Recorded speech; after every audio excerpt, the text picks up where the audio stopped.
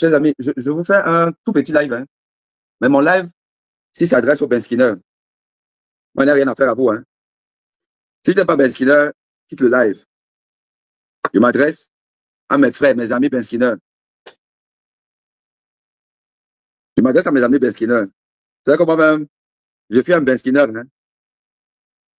Je suis un Ben Skinner. C'est pas parce que, là, maintenant, vous me voyez là, j'ai réussi à Beaux-Arts, j'ai arrivé en Ben. J'ai falsifié tous mes documents là. Là, je dis que je suis doc. Mais vous savez que je suis un faux doc, non? Je suis un faux doc. Je suis un Ben Skinner. Quand j'étais au pays, moi, je conduisais le Ben Skin. Donc, je m'adresse à mes frères Ben Skinner. Pour dire à mes frères Ben Skinner que comme vous voyez là, à quelque chose, malheur est bon. À quelque chose, malheur est bon. Parce que vous passez toutes vos journées sur vos motos, à attendre le client, apporter le client, aller le déposer, attendre encore là-bas, prendre notre client, revenir, rouler, tant, toute la journée. Et comme la vie est dure, vous avez des enfants, vous avez une femme, les enfants doivent aller à l'école et tout, il faut travailler, même, je vais dire combien, 18 heures sur 24. Parce que vous dormez à peine 4 heures, 5 heures, 6 heures. Allez, vous reprenez encore la moto. Pour avoir combien? J'ai été Ben Skinner, donc je sais combien Ben Skinner gagne. Moi, je sais combien Ben Skinner gagne. Quand je faisais le Ben Skin, quand je faisais la moto, j'avais à peine 50, 60 000 francs par mois. Puisque je devais donner à mon patron, le gars qui avait la moto, je devais lui donner sa part, je devais donner aux policiers et tout, parce que bon, les papiers ne sont jamais en règle et tout ça, là, l'essence, il faut dépenser l'essence. Donc finalement, je me retrouvais avec maximum 60 000 francs par mois. J'avais une location de 30 000, il me restait 30 000. J'avais un enfant qu'il fallait amener à l'école, donc ça ne suffit pas. Donc j'étais obligé de travailler 18 heures par jour. Donc à travailler 18 heures par jour, sans marcher, sans courir, sans rien faire, tous les jours que Dieu a créé. Donc, j'étais dans une activité physique réduite à zéro. Parce que même dimanche, où avant même je faisais le 2-0, je n'avais pas fait le 2-0 parce qu'il fallait toujours être sur la moto. Le préfet du Vouri, vous ne savez même pas combien il vous a fait du bien. Il vous a fait du bien parce que l'activité physique est essentielle dans l'équilibre d'un être humain. Sur le plan notamment cardiovasculaire, c'est-à-dire que les maladies, enfin, la santé du cœur et des vaisseaux. Un exercice physique régulier, quotidien, ou au minimum hebdomadaire. Là, vous faites le sport, vous allez jouer, vous allez courir, donc ce qu'on appelle le footing, vous êtes dans une salle, ne serait-ce qu'une fois par semaine. C'est bénéfique pour le cœur. Ça réduit l'évolution des facteurs de risque cardiovasculaire vers une maladie cardiovasculaire. C'est pour ça que les médecins conseillent une activité physique. Mais vous n'avez pas le temps.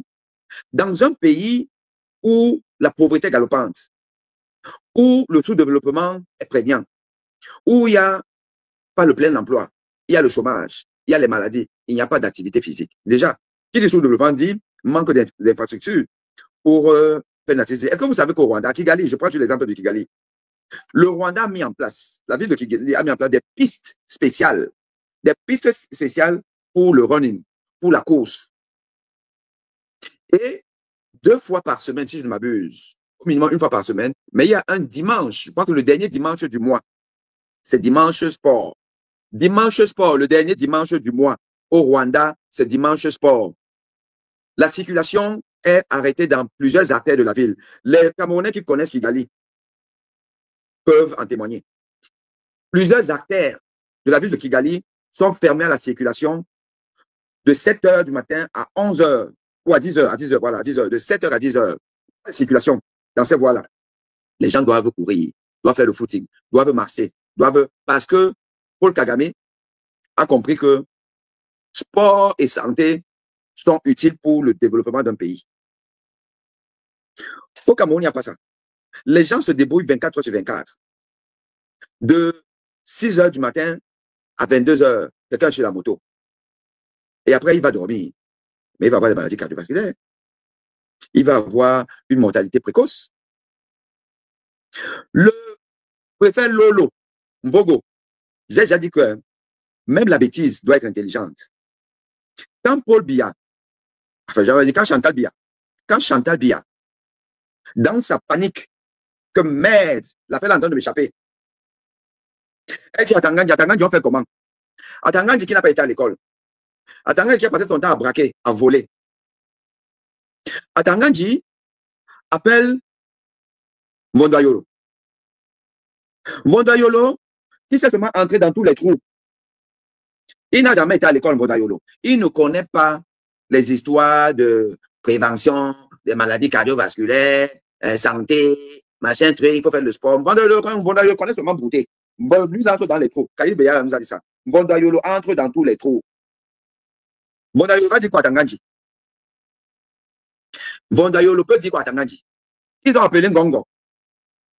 Ngongo, le coursier des enfants de Biya aux États-Unis, quand il était coursier là-bas, quand il portait encore les vêtements, tu vois la veste de Ngongo, le kaba. Ngongo portait les kaba. Ngongo à quel niveau? Ngongo, c'est un villageois. Comment un villageois va savoir quelles sont les mesures qu'il faut prendre pour enfoncer les besquineurs? Il ne sait pas. Il se dit seulement que bon, dis donc, je vous dis que moi j'ai mes entrées. Il y a eu une réunion. Il y a eu une réunion à Etoudi entre Ngongo. Mon assistante est dépassée. Elle est dépassée. Mais heureusement qu'elle comprend que moi, là, le Cameroun, là, c'est seulement mon pied, ton pied. Mon assistante est dépassée. Elle se lève, elle dort elle va dormir à minuit. Elle me laisse que je suis en train de vous faire le live. Elle se lève le matin pour se préparer pour venir au boulot à 7 heures. Elle voit que son patron est encore en train de faire le live. Elle me dit que, mais tu dors quand? Je dis que mon frère, avec tant que Chantal Biya confie notre pouvoir, je ne dors pas. Mais je vous dis authentique, parfois, là, ici, avec les malades, dès que j'ai même sommeil, c'est fort, je lutte seulement. Je lutte seulement. Donc, quand vous allez voir les malades m'insulter là sur Google avec oh, dormeur, il dort. C'est vous, hein. C'est vous. Quand vous ne voulez pas chasser le dictateur Paul Biya, c'est vous. Si un malade tente d'aller sur Google la ville, me mettre que le docteur là qui. Et ça qui est encore personne là. Hein. Que le docteur là, il dort sur moi, il dort sur mon dossier. Il dort sur mon dossier là, je vous assure que je vous intente un procès. Parce que au lieu de soigner les malades, je passe mon temps à vous éduquer, à vous sensibiliser, à vous dire ce qu'il faut faire et tout ça là, et après, vous dormez. Hein? Moi, je dors ici, là, vous dormez là-bas. Hein? C'est pas bon. Donc, il y a une réunion à Etoudi. Chantal Biya est en panique, elle est en panique. Elle a appelé Ngongo, elle a appelé Mondayolo, elle a appelé Tangandji, elle a appelé encore qui? Tous ces villageois-là. On fait comment? Les gars ont eu l'idée géniale de dire qu'on va bloquer les motos. Sauf que dans leur communiqué, ils n'ont pas dit qu'on bloque même les pieds. Qu'on interdit même aux pieds de bouger sur certains axes. Mais les gars, vous avez donc les pieds. Et avec ces pieds-là, vous allez faire ce qu'on appelle la réadaptation cardiaque. L'activité physique et sportive. Vous allez marcher, accélérer votre rythme cardiaque. Le booster le cœur. Mobiliser votre système adrénergique. Vous allez faire ce que nous faisons aux patients qui ont eu un problème cardiaque, ils ont été opérés et tout, et pour bien récupérer, on leur fait donc la réadaptation cardiaque. La réadaptation cardiaque qui a quand même pour essentiel l'activité physique. Suivez-le par exemple, tac, progressivement. Vous allez faire ça. Vous allez marcher avec Kamto. Kamto a encore l'énergie. Hein. Kamto n'est pas comme Popol. Hein. Vous avez vu Kamto sur la République. Quand vous voyez même ces décibels qu'il envoyait, Kamto va marcher. Kamto va marcher avec vous. Vous allez causer, vous allez marcher, vous allez. C'est-à-dire que ce sera simplement le haut niveau. Le haut niveau. Le monde entier va voir comment un homme politique camerounais change le paradigme de la politique, de comment faire la politique. Et avec qui? La fusion, la symbiose entre un leader et son peuple. Il y a eu Nelson Mandela. Il y a eu Thomas Sankara. Les villageois, Broussard, comment on dit ça même, Toto, qui aujourd'hui ont confisqué le pouvoir camerounais, sont en train d'offrir au Cameroun l'une des figures les plus populaires dans le monde, qui va rentrer dans l'histoire. Car aujourd'hui, d'après ce que j'ai pu comprendre, il n'y a pas un homme politique en Afrique qui soit aussi cité que Kamto. Dans les différentes publications, machin, truc et tout, il n'y a pas. Vous voulez faire rentrer Kamto dans l'histoire mondiale. Il y a eu les Mahatma Gandhi. Il y a eu les Martin Luther King. Il y a eu donc les Steve Biko. Il y a eu les Nelson Mandela. Il y a eu Thomas Sankara. Vous voulez qu'il y ait Maurice Kamto. On va voir un homme politique à qui on interdit de manifester, de faire la politique au Cameroun. On lui interdit des meetings. Il va défier la place de la République. Cette fameuse place mythique que même les hommes politiques, les partis politiques français ont la peine à remplir. Il inonde ça de monde. Oui, on va dire, oh, il a pris les Chinois, il a pris les Afghans, il a pris machin. Le RDPC vient aussi prendre. Soit, Moïse Kato a pris ça. Il a pris ça en Dior. Il a demandé que mes frères venaient m'aider. Les gens sont venus. C'est la marque d'un homme populaire. Il a dit aux Afghans, oui, moi-même, j'étais dans les discussions là. J'étais quand tu négocier avec les Afghans, avec les Mexicains, les Guatémaltèques. J'étais, quand tu ne peux pas mentir. Hein.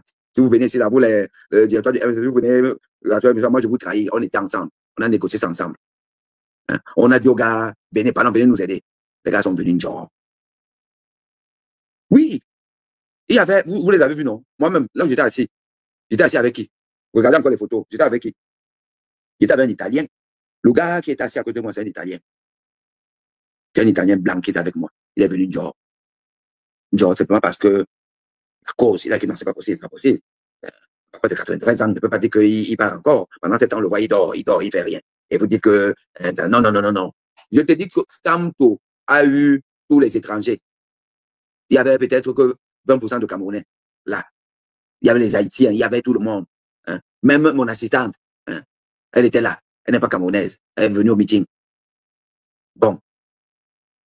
Faut bien faire ça. Hein.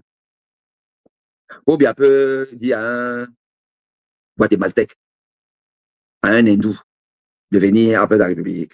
Vous êtes fous. Même les Camerounais. Faut bien faire quoi? Il va donner les. Bon, ici, là, il n'y a pas les francs CFA. Il n'y a pas les 2000. Il va donner combien? Il va donner combien? Ici, là, si tu commences pas par donner. Ça peut dire 50 €. Hein. Pour déplacer quelqu'un, le gars, il va laisser ses activités pour venir à la place de la République à moins de 50 €. Ça ne va pas. Hein. Et tu vois les gars de Paul Biya, les voleurs là. Quand vous voyez, on distribue les pains là, on distribue 2000. Encore que peut-être qu'ils doivent même aux étudiants là, les 2000. C'est prévu 5000. Mais ils coupent d'abord 3000. Bon, ici, là, ils vont faire comment? 5000 francs, c'est combien d'euros? C'est même pas 10 €. Faut bien pas faire comment pour donner 50 € à des Camerounais. Et encore. Donc, vous êtes en train de faire rentrer un monsieur qui n'a rien demandé, qui demande juste des élections transparentes. Quand on ne demande que des élections transparentes, et on va challenger. Parce que dans les élections transparentes, là, c'est que même ma grand-mère, hein, elle se présente, elle gagne pas bien. Et vous demande ça, vous ne voulez pas. Et vous demande, vous ne voulez pas. Maintenant, vous dites même que les benzineurs ne doivent pas prendre les motos. Oui, on marche à pied. La ville sera inondée de marcheurs. Le monde entier va voir comment on fait la politique. C'était même une idée géniale. Normalement, pourquoi quand on n'a même pas réfléchi à ça depuis que quand j'atterris là, je marche avec mes militants. Je me marche là. La route est bondée, pleine. 1 million de personnes. Voilà à peut-être 4 millions d'habitants aujourd'hui. On veut seulement 500 000. 500 000 à marcher avec Kanto. Tac, tac, tac, tac, tac. De l'aéroport. Ah, c'est la marche. C'est la marche sportive. Quand tu mets ton jogging, tu mets ton jogging. Tu descends l'avion en jogging. Tu marches. Tu montes à Pobia, comment on marche. C'est pas comme il marchait là au perron de l'Élysée. On commençait à le soutenir, comme ça là. Tantôt. 2025, c'est là. Moi, je ne veux plus être en exil. Hein. Donc, même là, si tu t'amuses, on finit là et puis je te mets même en prison. Moi, ministre des prisons. Quand tu ne blagues pas, hein. Je dis que tu mets seulement le jogging. Tu marches avec les beskineurs. Ils font un peu le sport là, parce que ça fait déjà peut-être 1 an. Quelqu'un n'a pas fait le sport, il est juste à monter. Là, il va marcher, il va voir comment c'est bon. Ok, les amis. Voilà. C'est un petit live spontané là. Parce que le malade m'attendait déjà.